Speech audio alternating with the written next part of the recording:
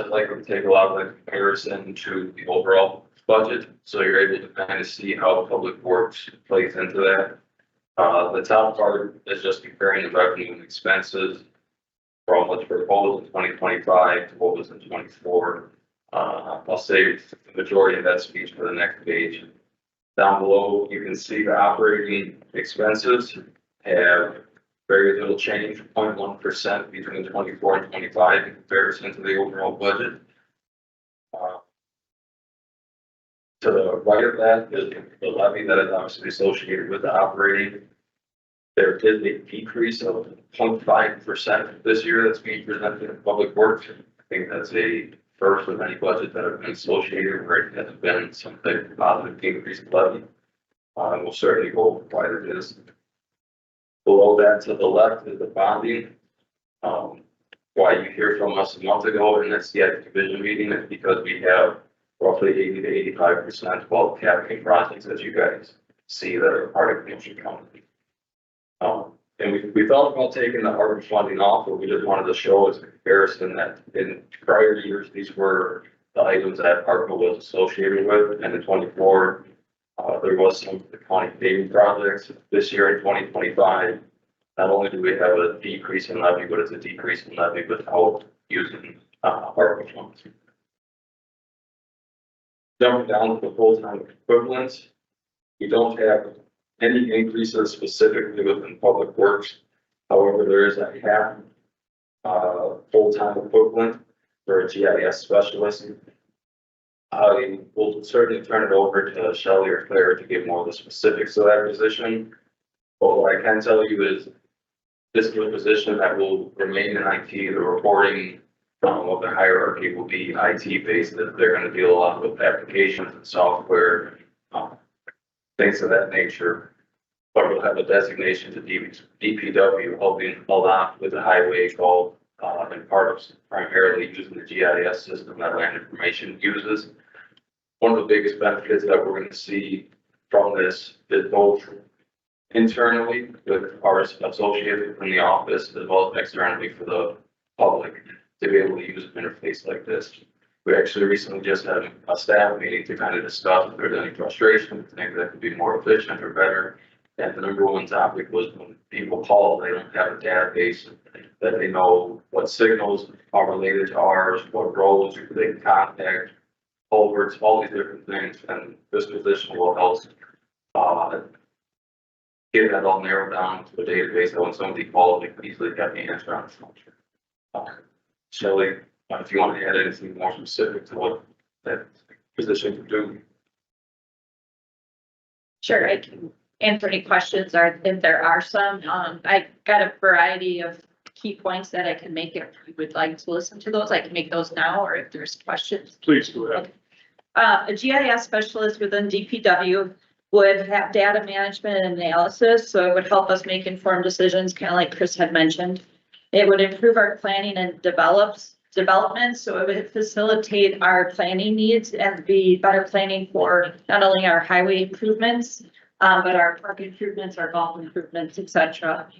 It would enhance communication where we could create maps and visualizations for use on our website. So if projects are out there, people can understand where detour routes are. They can click and get information, who to contact, that kind of information. Resource allocation, it would optimize the allocation of resources. Maintenance and asset management, it would keep our inventory of public assets, whether that's road between our highway, our parks, and our golf department.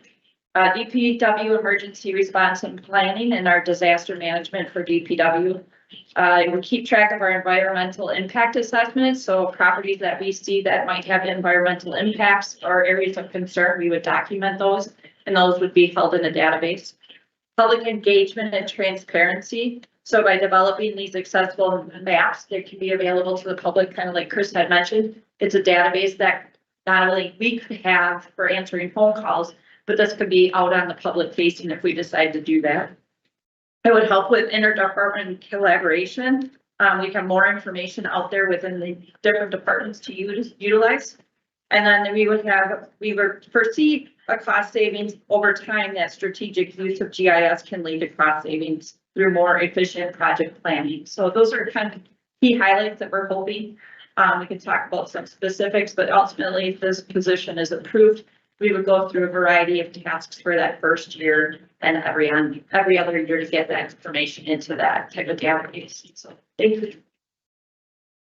So just to follow up on that, this would be in addition to the IT department, it would be utilized by DPW exclusively or shared with DPW or shared with other departments. So this would be housed, if you will, in land information, but it would be dedicated to public works. So basically, all the hours of the 1/2 FTE would be utilized by DPW. Correct. But there would be a training and oversight by land information, but otherwise dedicated to DPW. And this is a half FTE because we would be looking to hire mid-year. So that would be starting sometime, what, in the second or third quarter of next year? July or thereabouts. Just so I can get my head around this, in terms of IT reports to who? The county exec? Correct. Okay. Any other questions or comments from committee members on page 1? I have one for this. We're taking a look at the FTEs at this point without this half-time position being approved. But being the same, 135.5. But we do show that personal expenses are increasing in the top box by $453,000. Is there a particular division within Public Works which has run to this increase, or is it fairly well distributed, or give us an overview? I don't know specifically offhand. I know that highways is probably going to be higher just because of the amount of people that are involved. Now, remember that this is not only salaries, but medical expenses, insurance, all the different things that are rolled up in personnel. So I believe highways and facilities are on the higher end simply because of the amount of people that they have in each division. Parks, I think salary probably had a slight decrease just based on some of the turnover transition that's happening. And golf, I think slightly went up, but again, it's revenues. Or, yeah, green fees and things like that are going here for that. Claire, do you have a comment? Primarily, this is going to be the typical 3% increase that in-grade employees get and health insurance. So what you're commenting about is this would not be unique to Department of Public Works. You might see this across the other divisions as well, sir, right? Okay, thank you. Correct. Further comments or questions on page 1? Carry on. So page 2, it gives a little bit better detail comparison for each division and comparing the year to see what they increased or decreased. At the bottom, you'll notate there's the negative 0.5% that was the reduction in levy. Included in the budget is a $12,000 lease for the sanitary vehicle that was managed by Human Services or held last year and has now transitioned into this budget. So it does increase the levy by the 12,000. However, it's a transfer from one division to the next. It's not necessarily an increase. If you take that into account, it's a reduction of 0.6%. And then as you were kind of alluding to, of our 464,000 that roughly went up in expense this year, 553,000 of it is personnel, which comes out to almost 98%. So there's not too much that changes from this budget from year to year. Realistically, I think that we could just end it here, but for the sake of everybody's night, we'll just keep going. We're paying attention. We're trying. So on page 3, we'll start with the extension of planning and development.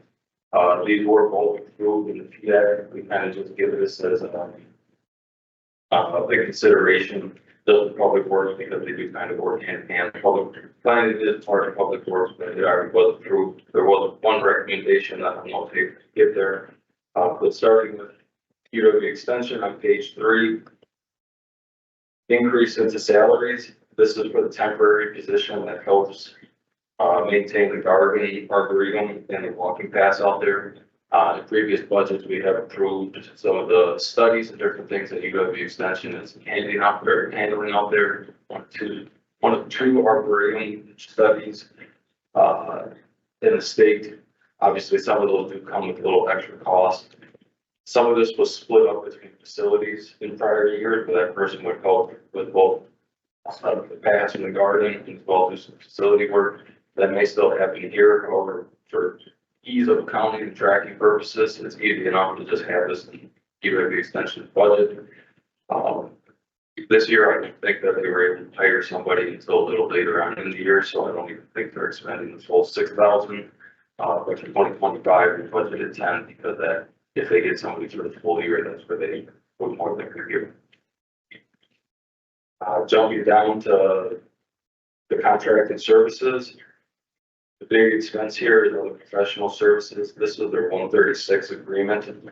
If you flip over to page 4, you do get the detail of what makes up those positions and the dollar amounts. We will notate that all of the positions are filled except for the health and well-being educator, and that just as of Thursday of last week was transitioned into a financial security educator.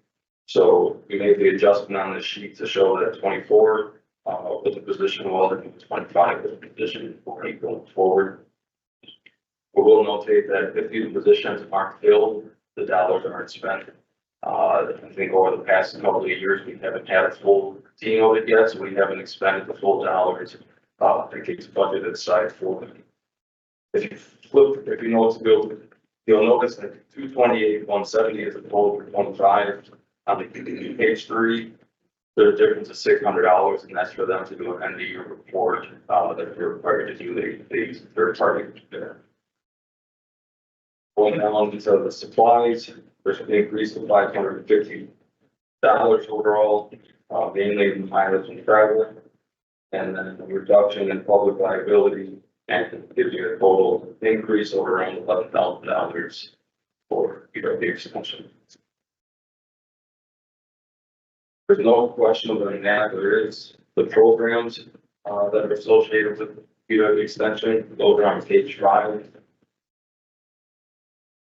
These are all accounts that they have to generate revenue in order to expend. Some programs that the staff and positions on the prior page all hold and utilize throughout the year. We generally don't spend too much time on it just simply because in order to spend it, they have to generate it. And it's left before. Any questions on UW extension? Any members, anything on extension? On page 3, Chris, when we're taking a look at the personnel increase, 6459 to 10,850, are those mainly for the campus here, for the St. Gardens and so forth, or is that spread out elsewhere? Correct. That would be just here. It would be the walking path that has all the prairie and trees around it, and then the garden. There has been quite a bit of increased responsibility as that whole footprint expands.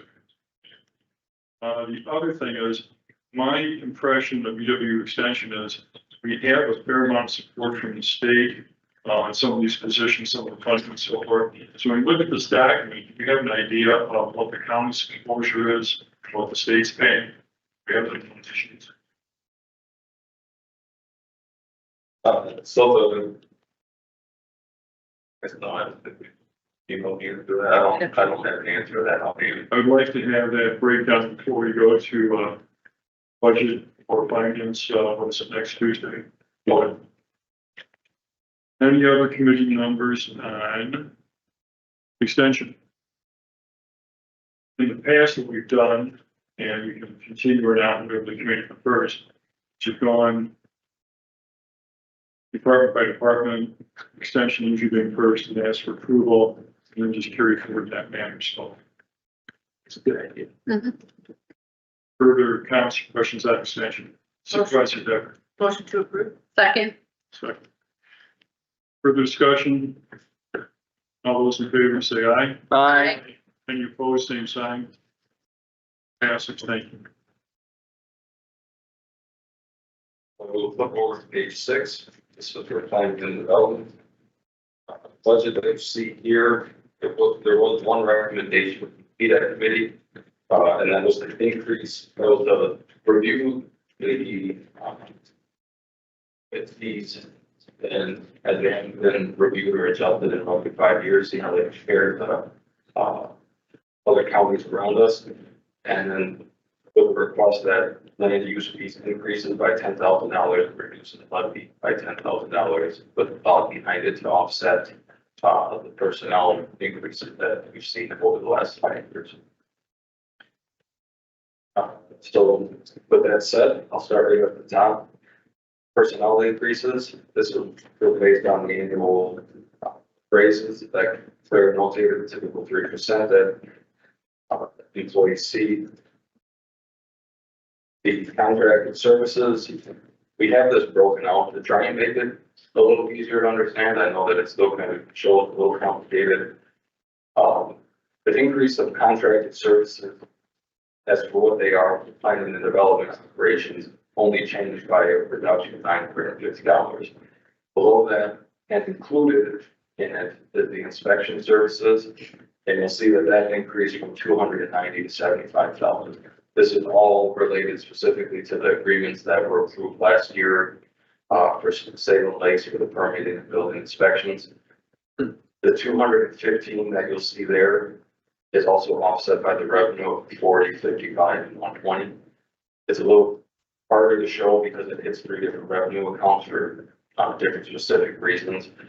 But I just notate that just to show that the expenses and the revenue are offset at 0.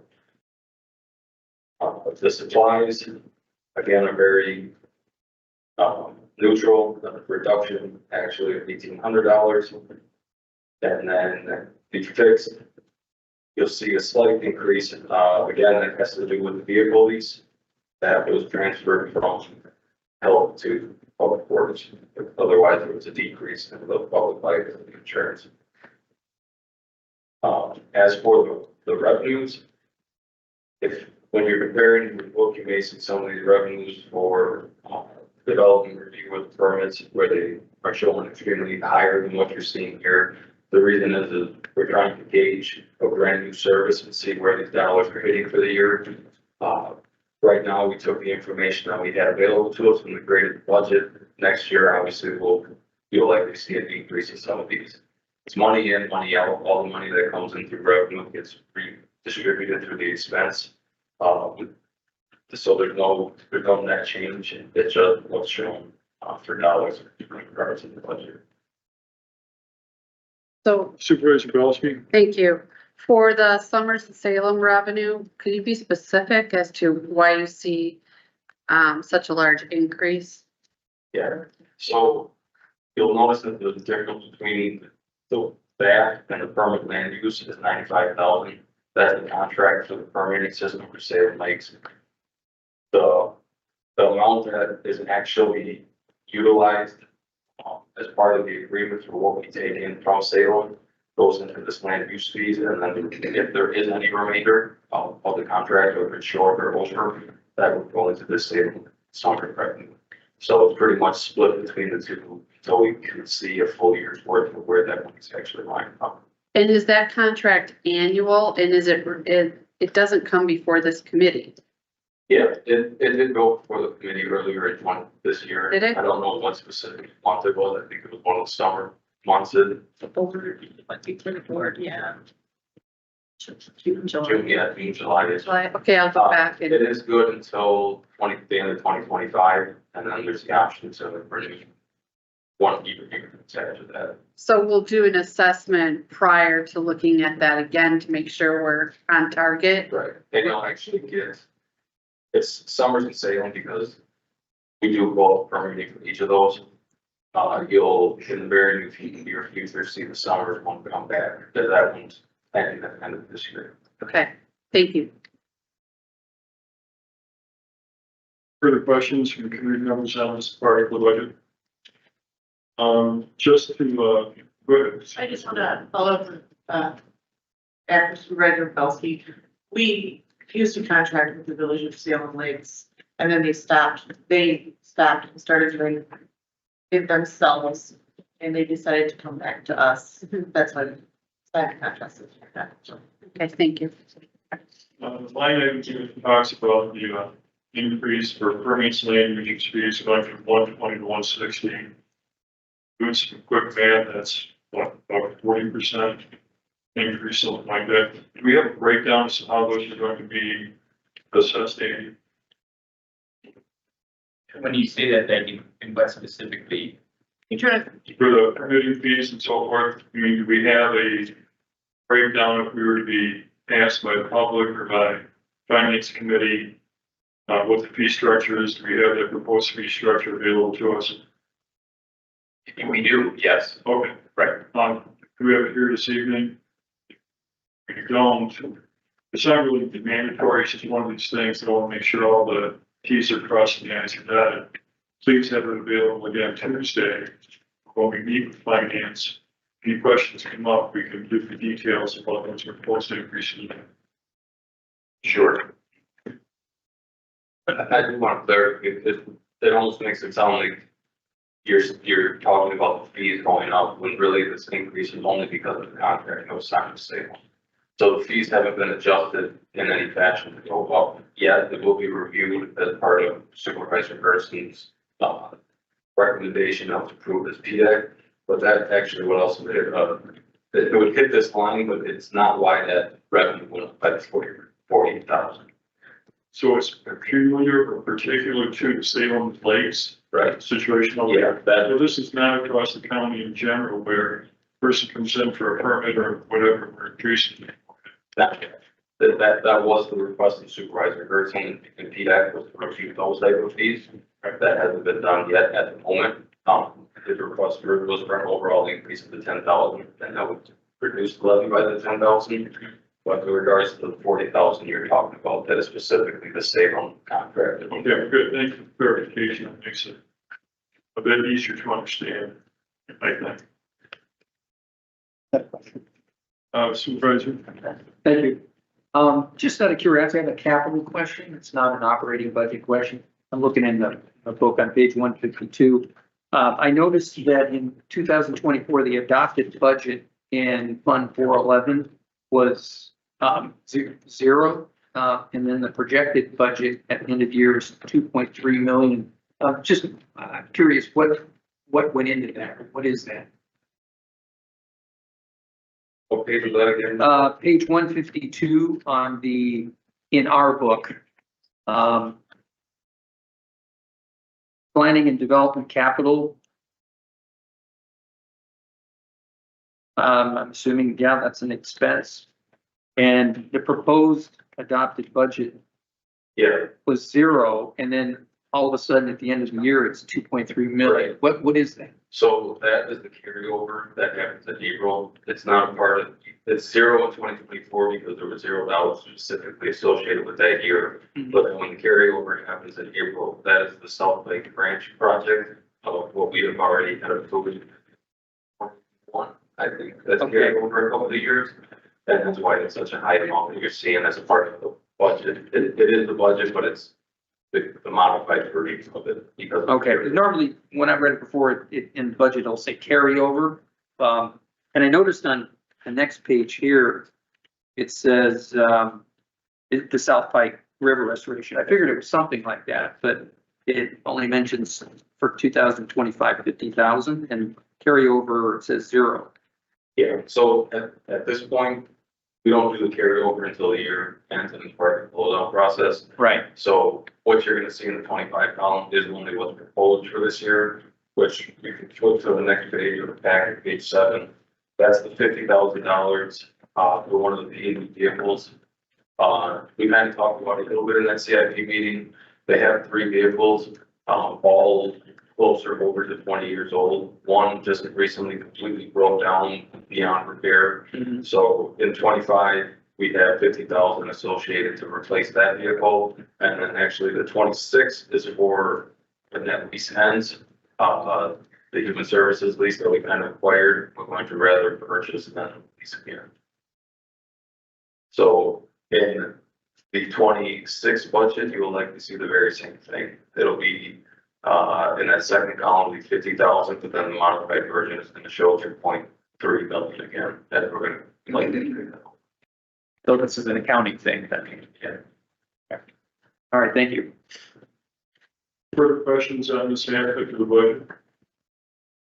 Do you have any explanations for, page 8? Are we doing that next? Yeah, we can do that for, page 8 includes, not only P and D, it's both kind of all miscellaneous, it's these smaller accounts, that generally outside of first board adjustments are like neutral again. The accounts have to generate some type of revenue, whether donations or fees, and then they're able to expense that outside of board adjustments. As a part of the public, planning and development budget, you'd be looking at board adjustments, street planting, and, redevelopment plan.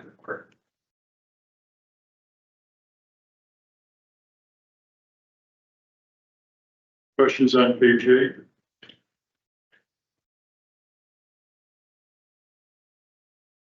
Seeing none, you can ask for a motion for approval of this part of the budget. Motion to approve. Second. Moved and seconded, further discussion. All those in favor say aye. Aye. Opposed, same sign. Passes, thank you. Moving over to page 9. You'll see the increase in personnel, which is 200,000, so that's what we kind of pointed out earlier, facilities having such a higher count of employees, that's why you're seeing this increase. That involves the salaries based on annual raises, as well as medical insurance going up just based on personal selections or county allocation. But then personnel as well, there's a proposal for the project manager, at E9, the project engineer at E11. This would be the reclassification of that based on, your duties and reevaluation of what that, position is responsible for. Jumping down to the contracted services, you'll see a slight increase of 21,000 roughly. This is majority based on just the department needs.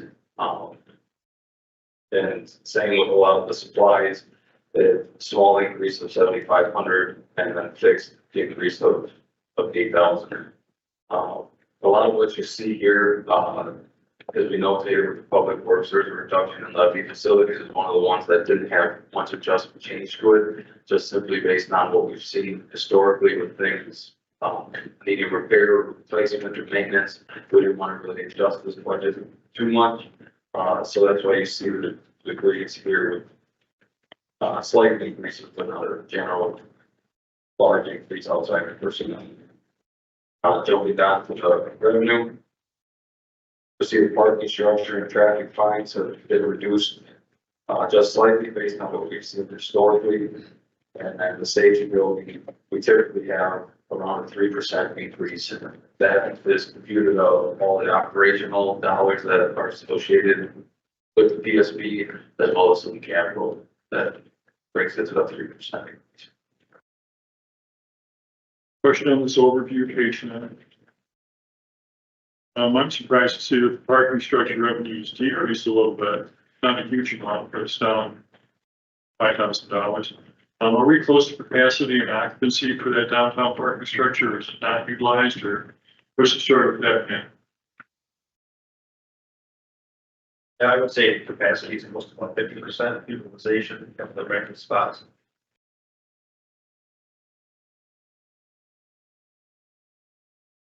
Any further questions on page 9? We'll point out page 10, we do know that, specifically the facilities division, within the budget book is a little harder to read with having 3 different divisions. So on page 10, we give you guys, a pretty detailed overview of each one of those divisions on the budget line, and then how it totals up to the overall budget that you just saw on the previous page. I'm gonna flip right over. We'll go over to the capital. This is page 11. I won't go line by line, a good majority of this. Everybody got a preview at the CIP vision meetings. I will just point out things that have changed. And on this page, there was only one in regards to the KCC office renovation. The version you saw a month ago was split 750 and 750. And in order to reprioritize some projects, that we'd like to get done in 2025, we took a look at what realistically would be our spend for 25 in like a worst case scenario. And because we already have funds carried over from prior years when the budget was first introduced, we've adjusted that to be 600,000. Everything else here should be the same as what you've already seen, with the only a $2,000 difference in what you've seen in that ceremonial program, which is because it was rounded in that version of the CIP. I'll pause here in case there's any questions on the page. Supervisor Belsky has a question. Thank you. With, maybe Matt can answer this, with regard to West End Tower for 2026, what is that referencing? So let's make defer to Shelley and Frank. Supervisor, so what we've been brought to our attention from especially the West End Fire Department is there's some dead zones in the radio coverage out there, some areas that the radio coverage is not as consistent. So we've been digging into that, the reasons why, all possible reasons, and the more we dig into it, the more, because of the land and topography of it, it's not as flat as the eastern end of the county, and the more we look into it, we're turning over every stone, but the more we look into it, it looks like we have to put another tower on West End to take care of those areas. And that's part of the money looking forward as we keep doing our research to start getting our ducks in a row, or you need to put it in follow-up there. On top of that, you know, given what's been happening down south and everything, and looking at, the relocation of the emergency siren from Station 4, out a little further west. I took a really deep dive looking at where our emergency sirens are, and I almost think we need to have a comprehensive plan. We need to be looking at the county as a whole, because we've developed, villages and areas where there's no towers. And so perhaps looking at this West End Tower, we could look at the county as one to see where current emergency towers and sirens are located, and to really check for any overlaps, because we have some glaring holes where there is not coverage. And so I think for this project in 2026, I think it would be good to investigate where we currently have sirens and where we currently need towers. That's a good point. That emergency sirens are actually under the purview of the Sheriff's Department and Emergency Services with Chris Hanna. But we can definitely, we've been working with him on the 60th Street Tower. Facilities, they identify the need, we figure out the cost with them, what it takes, and where we actually install it and turn it over to them. So we can reach out to Sergeant Hanna. I'll address it in my next Judiciary and Law Committee meeting. But I think as long as we're taking a look at West End Towers, I think we need to look at the comprehensive plan for coverage across the county. So I'll address it in JLEC, and then we can get together after budget time. Sure, and actually, such as in this case where we had the 60th Street radio tower, and it turned out that was a great location for that siren after it was taken off to Station 4. That just happened to be that we were able to use that together. Now, perhaps we could use it in other places too. But they are two individual things, two individual items. The tower itself is just, but yeah, that's actually, we are using the synergies, we already had it. Shelley did a ton of work with the city to amend the lease for that, so we could put it there, but we already had the electrical, you know, we had the location. But yeah, Sergeant Hannah, we'd have to bring him in on. Okay, I'll make sure that happens in JLEC then. Thank you. Anything further, Supervisor Melsky? No. Supervisor Decker? Last year, last budget, I recall Supervisor Rodriguez and I requested a map with the circles of the coverage areas. So request that, so I remember looking over it and questioning why we were moving the 60th Street Tower, putting it out and all that kind of stuff. So Okay, he's got that information. thank you. Anything else on this, CIP 21 page? I'd like to address some, Mr. Martinelli, we talked about the ceremony of courtroom. We're looking at the expenses being spread over 2 years, 2025 and 2026, is that correct? Exactly, the project would be over, it would go over into 2026. The concern that's been voiced to me, and I'm sure it's gonna come up with finance as well, is that in the whole contracting and bid process, what type of safeguards and guarantees do we have that this would go on time and on budget and not have any unforeseen circumstances? Do you care to comment on that? That's a good and a fair question. We, especially for phase 1 and phase 2, I mean, down to each crack, or each defect, or each piece of the stained glass that was broken, we've got that documented and we really drilled down to it. We also, and we're doing that for the entire courtroom now, but we also counted for all of the increases in inflation that had happened. So we've got the benefit of, we felt that we had it covered, but we got the benefit of hindsight now that seems to be coming down instead of going up. So we also can put alternates in there for certain aspects. And again, I want to get with our team on this, but we've done this in past projects where we make some things alternates.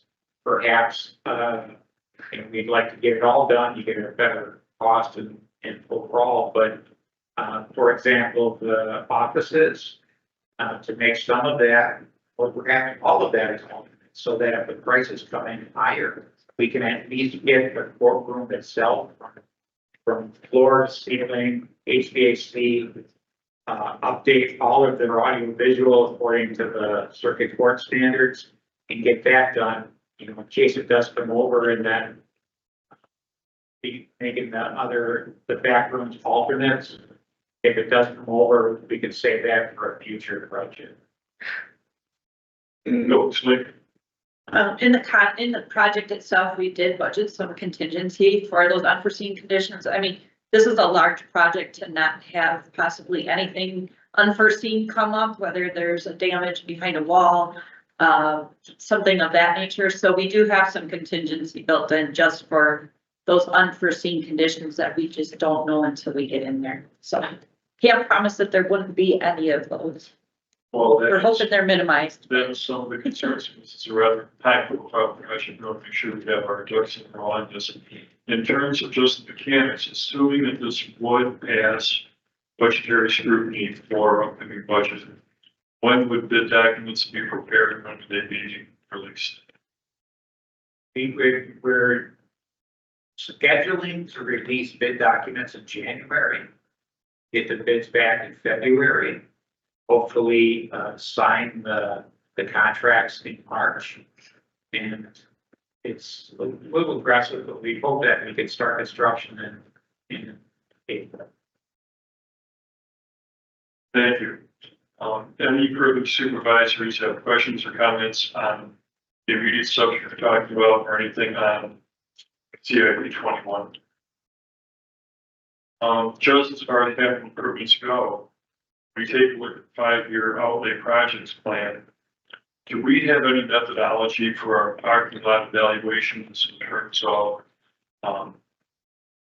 we have a roof project where every roof in the county has some type of Great, we have some with you for parking lots, someone comment. Yeah, so we actually have, last year, and we had started to implement into the budgeting system. The now senior engineer for highways actually went off and evaluated all of the parking lots and trying to get the conditions, estimated materials used, labor, all of this in sort of big comprehensive plan for, all of both parks, golf, and facilities, parking lots. So we've taken that plan. We also have, if you flip to page 12, some of the hardscape parking lot replacements that you'll see in this upcoming future that we want to address, first and foremost, and then kind of make our way to the others. It's a good transition point to show page 12 that we keep emphasizing that we have a plan for generators, we have a plan for roads, we have a plan for exteriors. It's not just smoke and mirrors. There is really a plan. Actually in 2025 budget, there is a plan to have the roofs evaluated again. The last time they were evaluated was 2015. So it's been 10 years. It's a good idea to have that redone. But yeah, up in the right-hand corner, you'll see the parking lot replacement. Part of the detention center is actually being looked at to be starting this fall. And then we'll look at the remainder of the detention center, the county center, and so on. Oh, I see here, top of page 12, right in, good. Further comments and questions about the CIP, page 21? Supervisor Franco. Thank you, Chairman.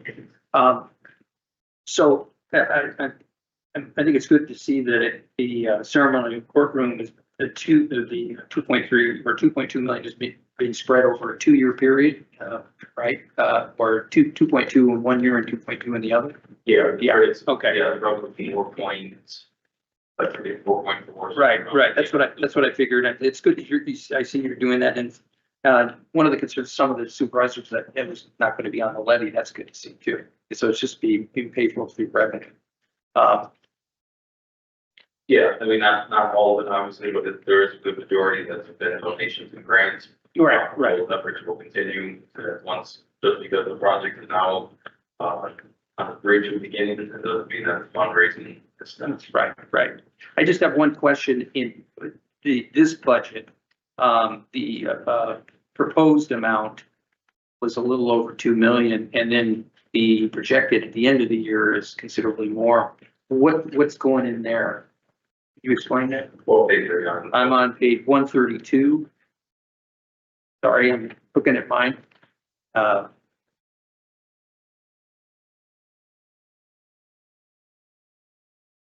just, what do you account for that increase? I'm just curious. In regards to the modified budget again. Yeah, exactly. At the end of the year, projected the increase there.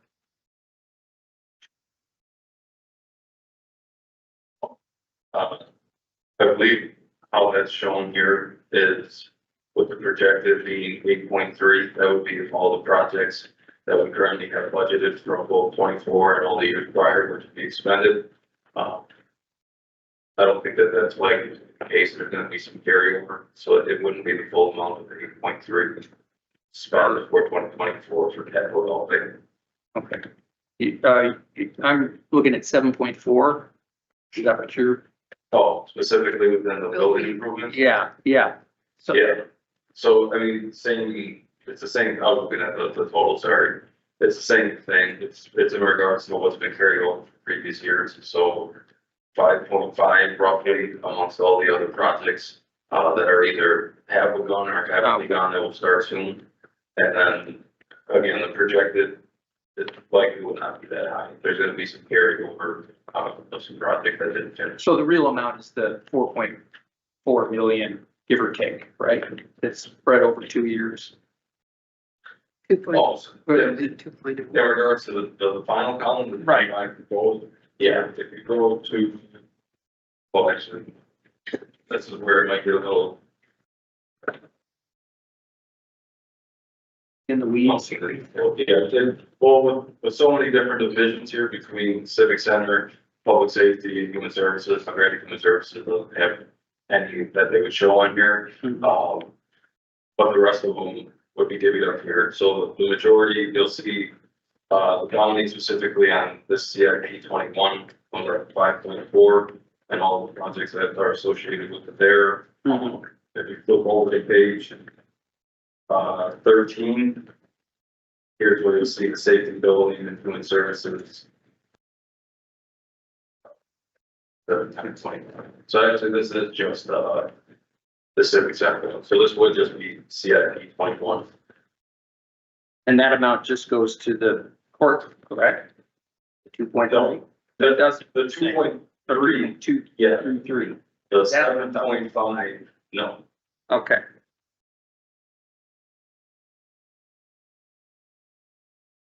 Okay, thank you. So page 11, CIP 21, those are the comments or questions we're fielding at the moment. Any further supervisors have questions on page 11, CIP 21?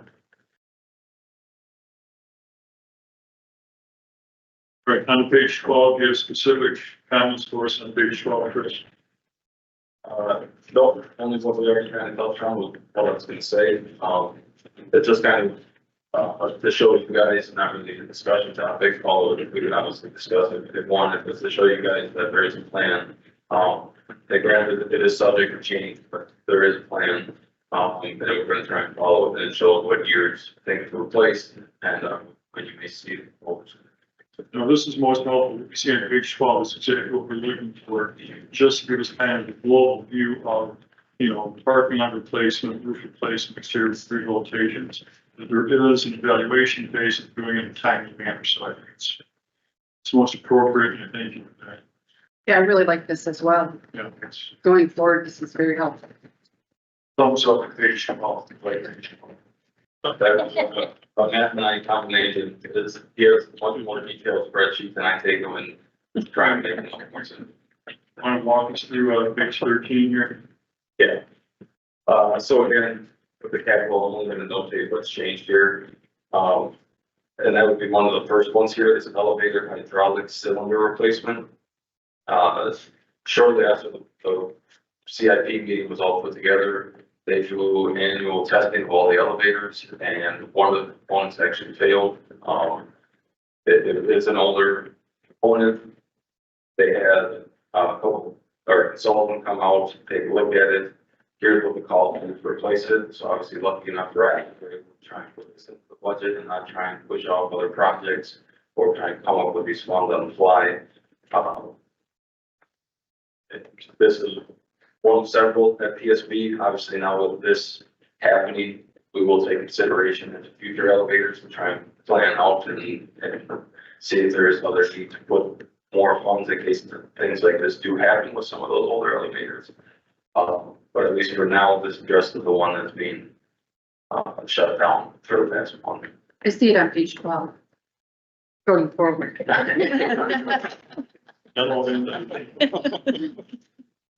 other adjustment that was made on here since that last meeting is the replacing air handling units and controls. The previous version, so show 625. After some conversations that happened after that meeting, there's I hope I get this right, the refrigerant change going on with a lot of these units. And right now, the direction of where that's going is kind of unknown. But because of that, there's some increased costs that are associated, and we've accounted for that, so we don't come up short and have to postpone or try to find the funding later. Which line are we on with that? That is number 5, public facility safety building project. Other than that, there's been no changes from what you've seen previously.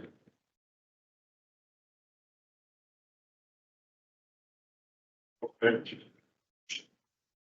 So field any questions with that. I will point out on page 14, similar to how you guys would solve with the plan with some of those other projects and HVAC generators and things like that. Here's the energy efficiency projects. Just to show how those funds have been utilized, all the other needs that they're changing, and some of the big projects going forward, which involves a lot of the courthouse, detention center, and public safety building. Yeah, this is always interesting. This was started a long time ago, what, 10 years ago, almost now. And, with each report we get, it's encouraging to see how much electricity Kenosha County saves by using LED improvements. My question would be, is, are we getting towards the logical conclusion, or is it an ongoing thing where we can always find upgrades to be made? I would say, we still have a significant amount of work to do with the warehouse and the pre-trial facility, but we are making great strides getting there. But I think by the time we get done, a lot of these fixtures that we started off with, we get that 2025 remarks, we'll probably start placing again. But that's 50%. So we understand the utility savings. Is the utility itself, Wisconsin Energy, still having grants and incentives for retrofit and so forth? That is correct, yeah, we work directly with Focus on Energy. Okay. They have a rep assigned to us, and when I receive invoices, basically submit them directly to them, they kind of spec and check and through the seats around the process. Good, thank you for that. Questions from committee members? Supervisor Belsky. I just have a comment with regard to Kemper. We're actually working with Director Moore and looking at the lighting systems within Kemper and to see which ones we can switch out to LED to make it more energy efficient as well there, but staying within the SHPO guidelines. Good, thank you. Anything else for facilities at this point? Supervisor. Just out of curiosity, looking at page 14, all of the efficiency projects that we've done since 2015. It would be interesting to see what the estimated cost savings is based on all of those. I mean, we're spending this year $132,000. What is the projection cost savings of doing these efficiency projects for the year? That's a good thing that we could tell to all of our Kenosha County residents that we're doing this for a reason, because we're actually going to be saving whatever amount of money that is. Do you have anything like that? Not prepared, but I believe that the Focus on Energy does help supply some of those potential savings, so we can reach out directly to them together. Thank you.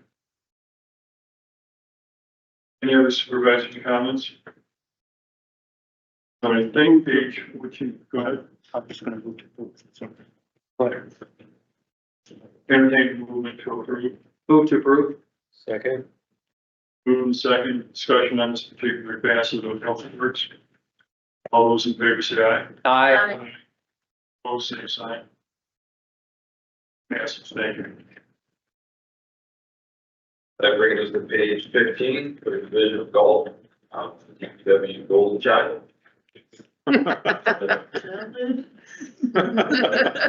Point out that, what you see here for expenses and revenue, these are always budgeted pretty conservatively. We know that we've had record year after year after year, and we know at some point it's likely to fall off. So we like to budget conservative, to show kind of what we see as our needs, but obviously if, quantity and play continues to stay in the level it's at or continue to increase, then obviously you would see different actuals in regards to expense revenues. So with that said, there is a good amount of portfolio changes.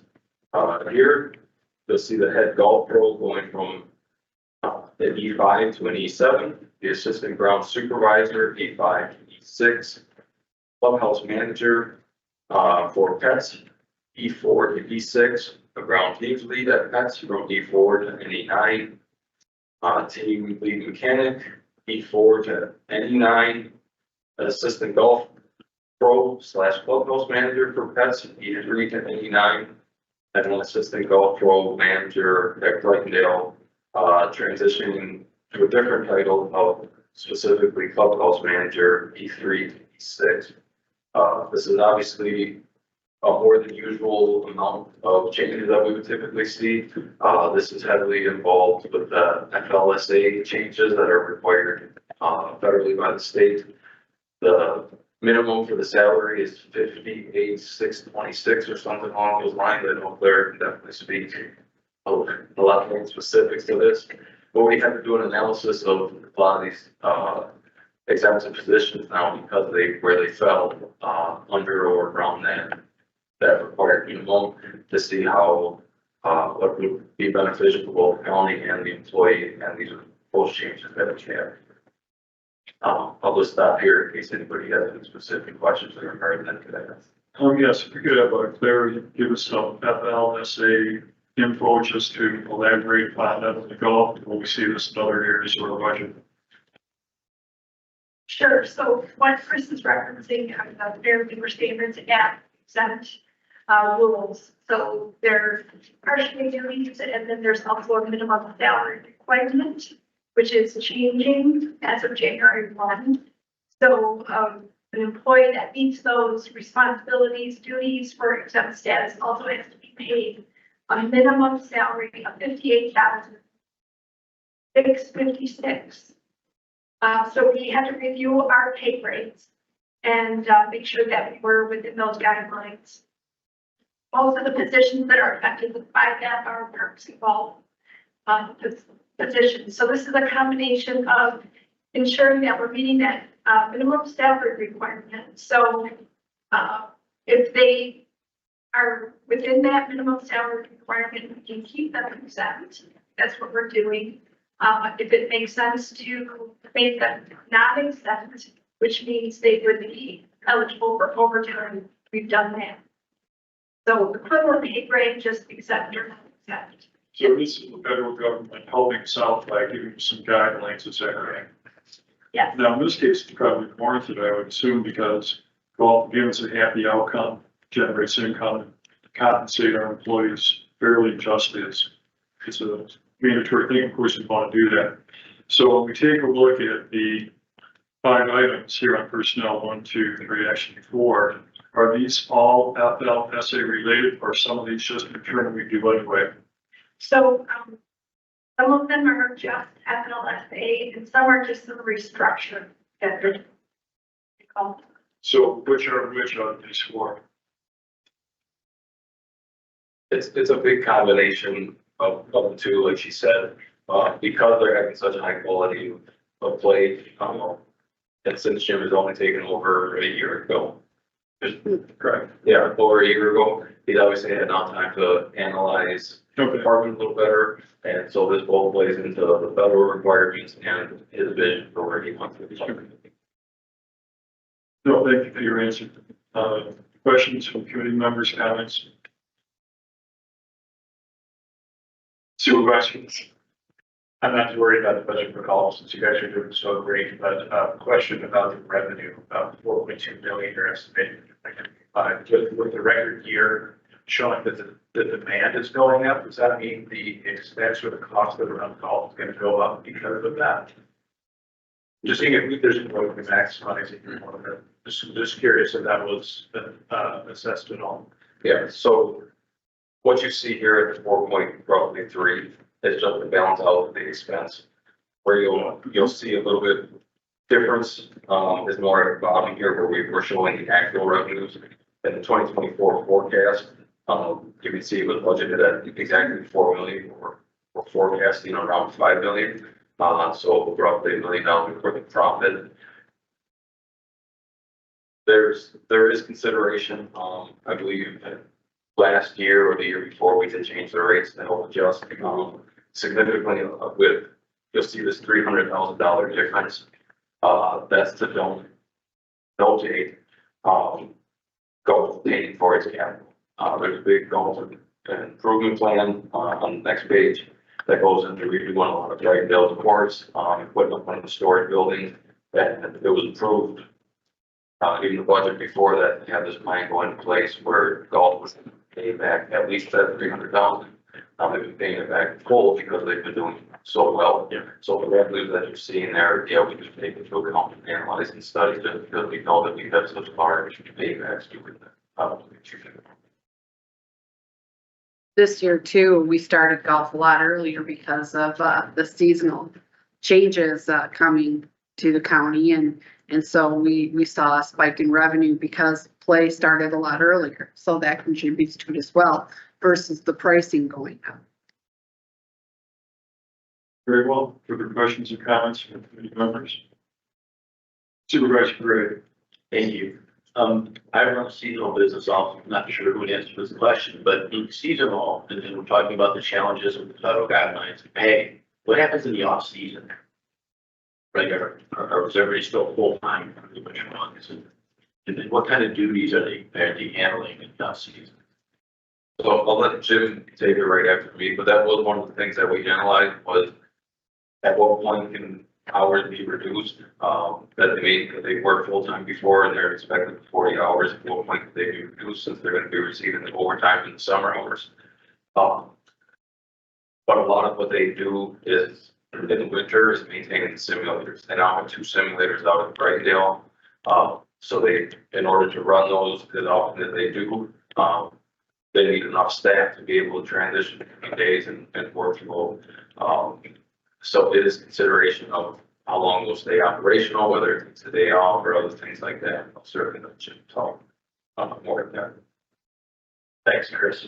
So our 4 golf professional staff, our 4 full-time golf professional staff, 2 from Petrifying Springs and 2 from Brightonville, they convene and set up 2 simulators at Brightonville. They each work 36 hours, which allows us to, between the 4 of them, our simulators are open 7 days a week. They're open a little shorter on Sundays, but they are open 7 days a week in Brightonville. Last winter, we profited roughly 18,000 from the simulators, so pretty good for a time when in the past it's always been we're spending more than we're making. So that's a good thing. And then our 5 members of the golf maintenance staff teams, they are obviously bringing all the equipment to the shop, servicing the equipment, painting golf course accessories, doing tree work and other projects on the golf course as the weather allows. And obviously preparing for the next economic season, onboarding their seasonals again, going through that process. Thank you for that. I know the challenges of having seasonality and it's really not easy. So as somebody said, it's self-sustaining and it's on the upswing. So congratulations to everybody who done it. Did you get that? Thank you. We're gonna try to keep that on. Further comments, or questions on this happy topic? Mhm. Carry on. All right, I will just look over to capital, again, although bring that to the 0-1 bonding. I did just want to notate the one difference between what you said previously, and that's the addition of a pickup truck. They did have one accident out there. It was a deer that ran out in front of one of the trucks that they had, and they ended up crashing and totaling the vehicle. So with us being so close to the end of the year and not as busy, we're replacing that for 2025. So we're on page 16, CIP 45, is that correct? Yeah. What about the aging parking lot at Brightdale? So there is a plan to redo that. We don't want to redo it while we still have all that other major equipment going on. We don't want the big piece of equipment going over a newly paved parking lot. So once we get some of the little bigger projects out of the way, then they'll redo the park. So when I see the paving projects referred to 2026, is that what we speak or will it be further out for Brightdale specifically? That's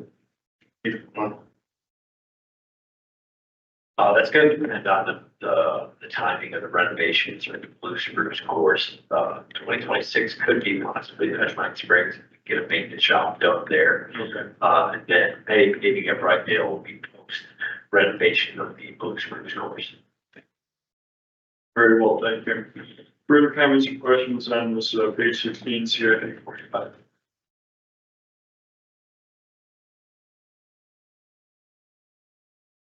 Seeing none, ask for approval of all. Motion to approve. Second. Belsky and Decker in that order for approval. Second discussion. Seeing none, all those in favor say aye. Aye. Opposed, same sign. Passed unanimously. Thank you. Move right along to page 17. This is the Parks Division. Again, as we kind of already talked about, personnel did actually decrease for this division. Based on what we stated, they do obviously have a much smaller division in regards to the full-time employees that they maintain. And under that personnel, you'll see the parks foreman transitioning from E5 to E6, and the parks mechanic going from an 8 to a 9. The first one had to do with what we just talked about, with the federal requirements, and the second one had to do with the hiring and being able to get qualified mechanics for the parks division. In regards to the other personnel requests that you'll see, there was actually an increase in the salaries temporary. That's just due to market values and department needs. There was decrease in medical insurance based off of the county allocation. Same thing with workers' compensation. That all ties into that negative or reduction of 15,000 that you're seeing. And then in regards to the contracted services, an increase of 20,000. This has to do with the data processing. It's increased slightly, but we also broke it out of one of the supplies accounts of other operating. Just because accounting wise and tracking wise, it makes more sense that this is accounted for in its own data processing line and not as varied part of the other accounts. Miscellaneous contractual services. This is based off of what the department needs. There was a slight decrease in that.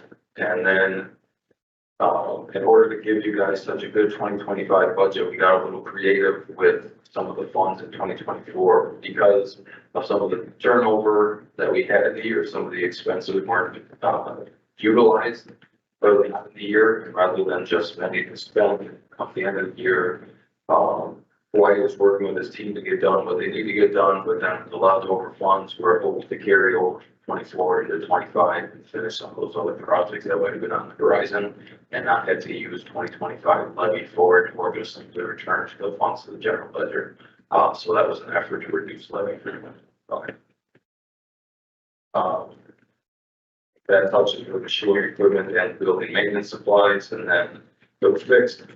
There's a decrease in the liability insurance and an increase in both building insurance and the Pringle Nature donation. I will speak to that. We did have a meeting with Pringle Nature, just based on their request being so high. It was actually a little bit higher than what they asked for.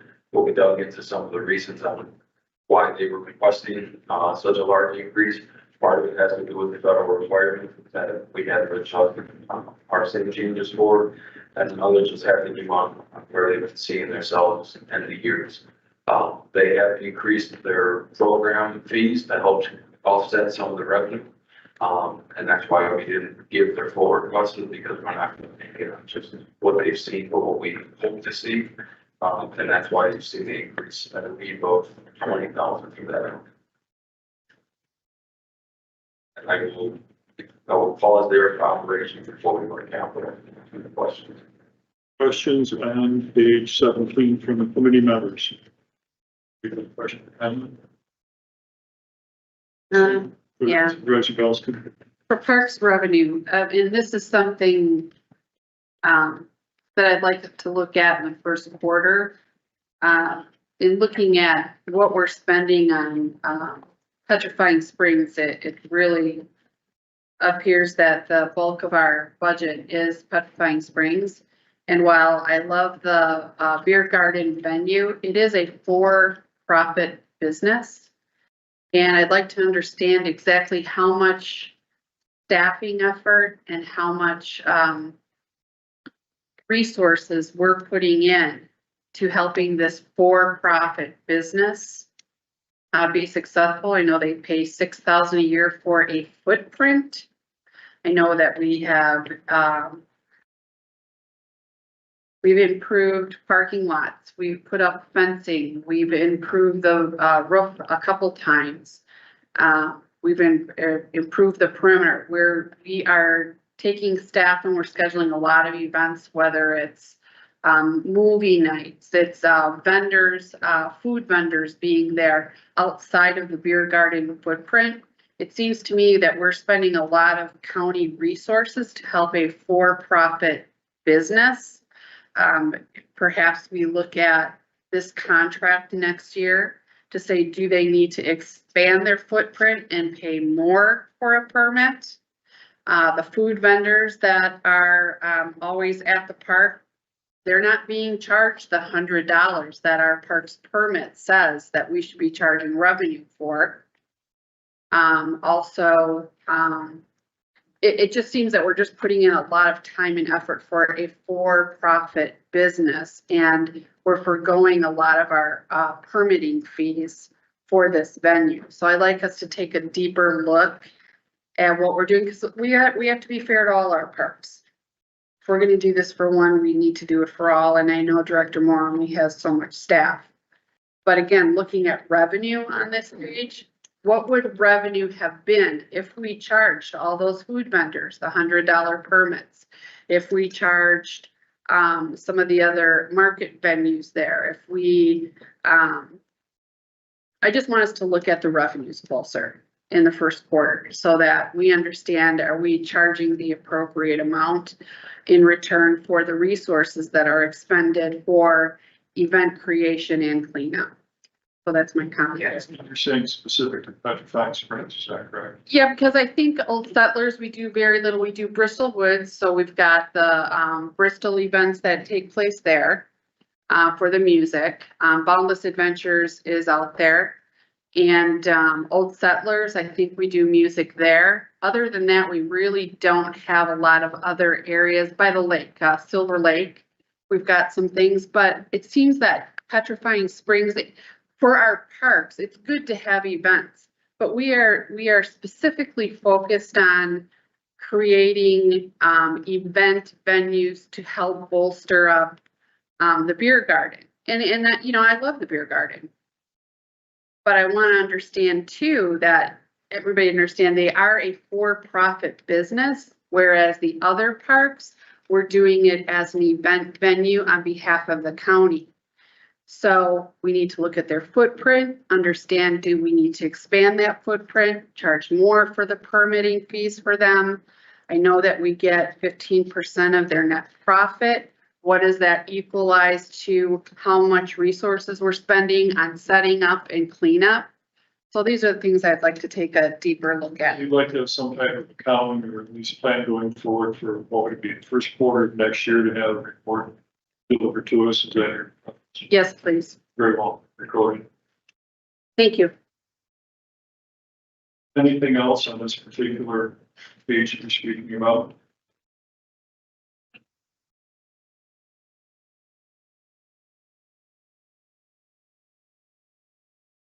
Same amount, we flip over to page 18, which is the capital improvement for the parks. Again, all just no big changes since what you've last seen. And that includes a decrease to the mobile stage. We originally had 225 in there. Based on what we had seen from previous quotes. Why I did some digging and calling around, was able to find a vendor at 170, and thus we've changed. The parkland development, typically you'll see 225 every year as you do in those future years. This has been adjusted by 125, 771. This is the payment that we're getting from ATC funds. Some of you may remember we got a large portion of that a few years ago, a lot of years ago, to help make parkland development the fund that it is. After the construction of some of those projects, they reevaluated what was divvied up, and then this is the remainder final payment as a part of that process. So is that a one-time payment? Correct. And the source is which? ATC, which stands for American Transportation. American Transit. Okay. Sure. Oh, the power lines. Yes. And then in addition, down at the bottom, to help reduce bonding costs, there was a parkland development use to offset some of the Kemper Center's building improvements of 120,000. And those are all the changes, what you list. Very well. Comments or questions on this page 18, CIP 52? Well, it's nice to encourage you to find that the local stage came in under budget over $250,000 basically. So which is good. And that's for a new light purchasing new, is that correct? Yeah, that is correct. That is a lot. It really does get quite well utilized. I mean, you know, you see it down there at, Pine Springs, you see it at Kemper, Anderson, rather. And And you do see it across the county, and it can also be a revenue generator. Of course, people do rent at current stage, but we actively discourage it at the time because it can't go very far. We also don't consider it safe for any of the major county highways. So if we do have to transport it off property from Pine Springs to Kemper Center, it can't go more than 15, 20 miles an hour. sure. Yeah. Very well. Questions and comments? What else do we have left for parks? Motion to approve. Second. Moved and seconded, further discussion. All those in favor say aye. Aye. Opposed, same sign, seeing none, passes unanimously. Moving right along to page 19, this is the division of highways. Again, the previously we talked about the personnel, increase of 110,000. This has the majority just to do on the annual increases, along with the medical insurance increase based on the county applications. There was some decrease to the workers' comp, but overall, again, $110,000 increase. Within this is proposed highway foreman from an E7 and highway supervisors at an E8. This has to do with the work that is being done and where it should be classified as a wage scale. Dropping down, you'll see this is, well, just pointing out to the notes section first. We've always provided this historical levy count just to show it going down in 2015, just almost 10 years ago. The levy was $2 million. You'll now look at 2025, the levy is 831,000, which is great. However, this is the time to kind of warn that it's dropped so far heavily due to county mess and the expenses that were associated with it. What makes up the computation of those local transportation aids, which is the revenue lines for those $5 million, has to do with all different kinds of county assets and utilizations and percentages. But it does take into account what has been spent, because when highway S falls off, we will certainly see an increase in the levy because those local transportation aids are likely to go down. So this is just a forewarning for future budgets to say, we told you when. Right now, you're seeing a decrease in levy of almost 20-some%. It'll start to flip soon enough. But that's in the future. In regards to 2025, contractual services. That involves the other professional services, which is a decrease based on the department needs. And I'll start to identify inspections that go every 2 years. So there's ones in particular bridge, I believe that's around $20,000 every 2 years that has been inspected. They've just inspected this year, and thus we've dropped that bunch of money down. There's also miscellaneous contractual services, which have decreased based on the department needs. Other operating supplies, other roadway supplies, they're kind of intertwined. They're heavily involved in what we use for state and townships and what gets reimbursed with billing. So one has decreased, but the other one has increased, and I think the offset or the difference was around $10,000. But nonetheless, we'll take it here. The other big one that has decreased is fuel. Obviously, when COVID hit, we were getting fuel for around $1 a gallon, and then inflation hit, we were getting it for $45 a gallon. It's thus come down, but we had to adjust budgets to go along with each one of those years. And now, based on internal analysis that we've done, over the 5-year spread of what we typically buy in a year and cost, so we've dropped that budget line for 2025 to people in line with what we could see. Salt, we are at full capacity right now, and we have unspent dollars. We've seen very mild winters in recent years. Whoever knows if that changes or goes back. What we have decreased is based on what we've seen historically and what our current levels are at. And then fixed, there's a very slight increase to building insurance with a larger decrease in the liability insurance. And that's why you see a almost even item there. How we were able to drop levy in this department, is heavily associated with the sale of county property. This was actually one of the resolutions that was passed in 2020, in partnership with Thielen Mining over at the pit that we had in Wilmot. Because of COVID and different things that were going on, that didn't really ramp up until last year, where we saw the first check. And then now, in order to decrease levy and budget for the fund that we would expect to see in 2025, that's why you're now seeing that line. The rest of it is very little change. Again, the general transportation aid, that's something that we've attempted to do in-house with calculations. I guess we have been, last year we were off roughly 60. This year it's between 60 and 100 potential, but it's definitely closer than the $500 and $400,000 differences that we had in previous years. So that is a high level summary of the operation. So we'll pause here or we'll move on over to capital. Questions from committee members? Just your comment earlier, Chris, we're taking a look at the levy. This particular budget cycle, it's down $40 million to $200,000. Is everything which you said earlier, with the Highway S 142, that is going to be not sustainable in the future? Is that the idea? So in regards to this year specific, there was only a $20,000 change between what we saw in 24 and what we have budgeted for 25. The rest of this is largely in regards to just the expenses dropping. It's more so inflation coming back down and budgeted appropriately for it. But going forward in the future, when that transportation aid starts to now become in 4 millions, then you're going to see that levy increase. So that will be for which budgetary year to beginning when would you anticipate?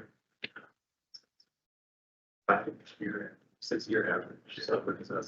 Yeah, it was a 6-year average. I would assume, I think that we've been reporting on this for at least 3 to 4, so we're probably halfway there, if not more. It could be the next 2 to 3 years, we'll start to see that increase. Very well, thank you. Anything else on page 19 here? Seeing none, carry on. We will go to the equipment portion, highway budget. Main thing changing here is the excavator was pushed out from 2025 to 26 and not 27. And the triaxle trucks were reduced from 285 to 140. This is done because we took an analysis of what we've had from previous budgets and carried over, and the build slots that we may have available to us. It is looking like we could get anywhere between the 2 to 4. We do have money set aside for almost 2.5 trucks for the triaxles. That's why you're only seeing 140, and then that would give us 3 triaxles, and the tandem truck of 375 would use that 4th build slot. And that's all the changes for equipment. So what is the issue with that? Is that the availability of triaxles, or what's the situation there? No, so it's just based on what the department would like to get within those 2 to 4 build slots. We already have funds from, I don't know, the 23 or 22's budget for triaxles that is carried over. And then this extra 140 would give us the additional funds that we would need for that third. But the hardware and the production is there, available to get your build slots, to get it timely or not? It has been, it's starting to look like that's a better upward trend. We do have the new management in place, and they're utilizing different areas that we haven't necessarily looked into before. So it's then opened up the door for a possibility of put more build slots. So you've got the funds, we're cautiously optimistic that they can be delivered to us. Is that the long and short? Yeah. Anything else on CIP 62?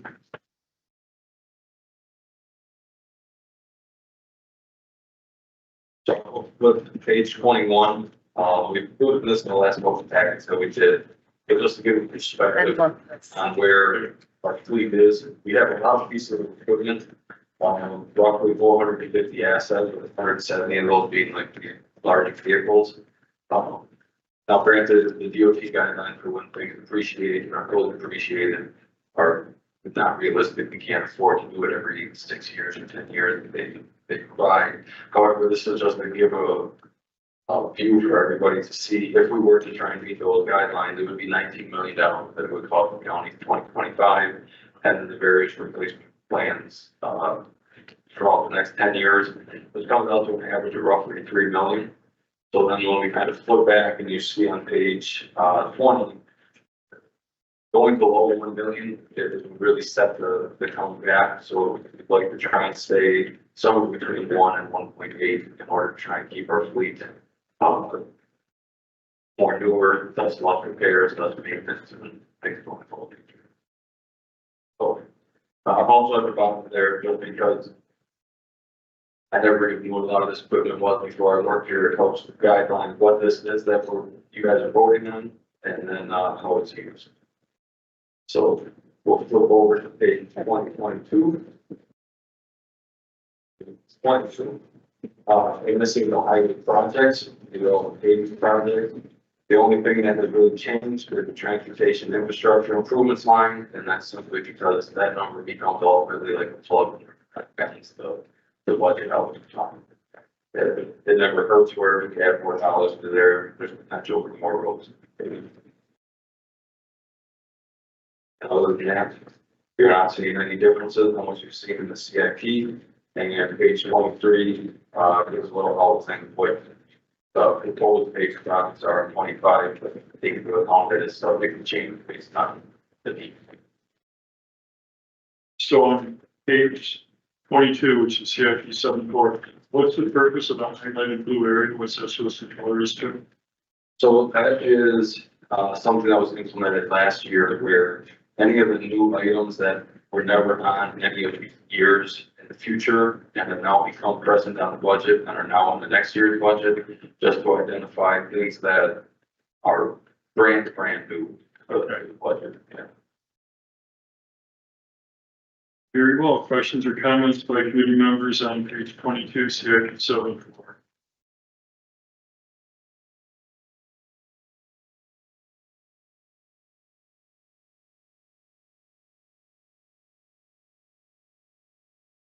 Supervisor Bell. Regarding Highway K, are we still on track to go to, the interstate? Director Bull. This project for phase 2, only goes to 115th Avenue, which 150, is the entrance to the Dairyland Dog Park. okay, So that's phase 2. and that's where that subdivision's going in, right? Yeah, so Okay. the old Dairyland Dog Park, it's green. So we got like 3 million or something to do the intersection or something Are there. they talking about the intersection of 104th Avenue K? K, yeah. So we got, I think that's the 3.7. No. So, yeah, in the future year of 2029, that number otherwise would have been 10 million, with the 3 million offset that's coming from hopefully DOT funding. So rather than showing that 10 million, we did account for the money that we've already received Okay, from Greenway as a part of it. okay, I just wanted to make sure of that. Okay, all right, thank you. Further questions or comments on CIP 74?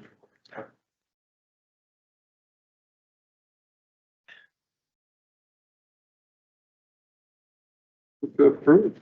That pretty much covers all the highway. There is the final page of 24 that is not specific to highway. It's there's a little bit of other details associated with some of these divisions that are smaller than what they accumulate to be, and that's just showing that there was no changes in 24. Very well. We have a motion approved by Supervisor Franco. Second by Supervisor Griffin. Discussion for comment? All those in favor say aye. Aye. Aye. Passes unanimously. Really great job on the budget. Everybody. Agreed. Yeah. Well, much appreciated to the staff, public works, realize Christian took some time to email this on Sunday. It's not usually a working day, but just looking over the information we have at hand, I think it makes us a little bit more comfortable going forward with the budgetary process. Seeing no other. Motion to adjourn. All those in favor say aye. I, See you folks on Tuesday evening for the finance version of this. all right. Thank you. Stand adjourned.